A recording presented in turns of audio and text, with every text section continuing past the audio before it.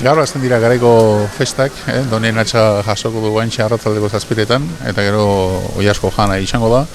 Bueno, ni lehenengo eta baina azpimarratu dena da, festa honek antolatzen da bezala herritarrek. Udala tarteko, baina batez bere, herritarrak dira implikatzen direnak ekintza diferenteak antolatzeko orduan. Hemen denetari daukagu, umeentzako eguna, daukagu gazteentzako eguna, badauzkagu jolasak, badauzkagu kantaldiak, badauzkagu erromeriak.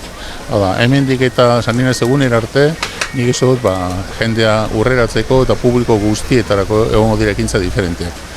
Egun berezi bat izaten da Santana egunez, arratzaldean tortilla txapelketa izaten dalako, bihar badakizue, bihar eta etzi prozesioa izaten dela, korporazioa joaten da San Miguel Elisabatero bueltan Santanara, eza Elisabarira, eta hor tartean izaten dira dantzariak, eta hor mekanikak garbola eta abar, eta antzatzen dira, ezta.